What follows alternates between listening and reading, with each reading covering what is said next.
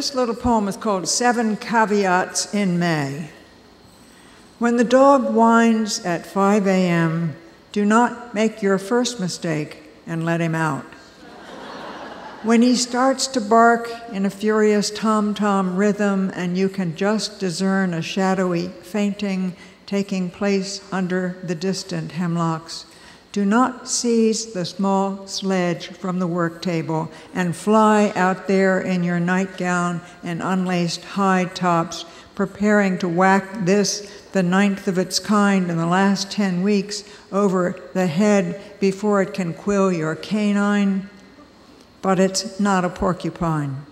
It's a big, black, angry bear. Now your dog has put him up a tree and plans to keep him there, a perfect piece of work by any hound.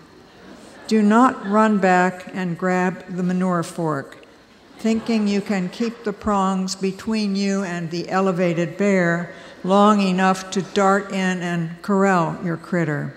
Isn't it true bears come down slower than they go up? Half an hour later, do not go in the house and call the cops. The dispatcher regrets having to report there's no patrol car at this time. The state police are covering. No doubt the nearest trooper wearing his Smokey Bear Stetson is 40 miles up the highway. When your closest neighbor, big burly Smitty, works his way into his jeans and roars up your dirt road in his 4-wheel diesel truck, strides over the slash pile, and hauls your hound back, by now you've thrown something on over your not quite diaphanous nightgown.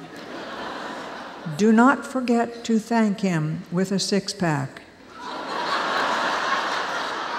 Do not fail to take your feeders in on April 1, despite the arriving birds' insistent clamor, and do not put them out again until the 1st of December.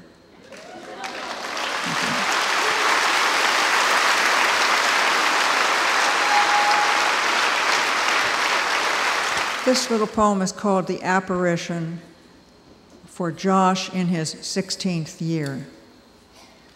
True to his word, our vet comes in late afternoon and kneels in a slant of sun. A pat, a needle prick, stills the failing heart.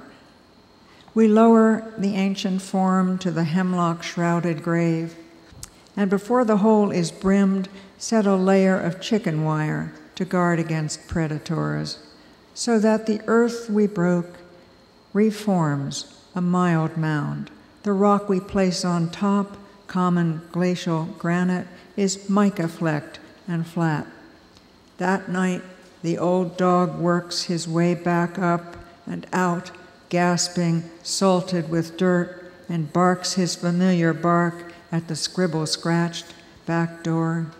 I pull on shirt and jeans, a Pavlovian response, and stumble half awake downstairs to turn the knob where something, some mortal stub I swear I recognize, some flap of ear or fur, swims out of nothingness and brushes past me into its rightful house.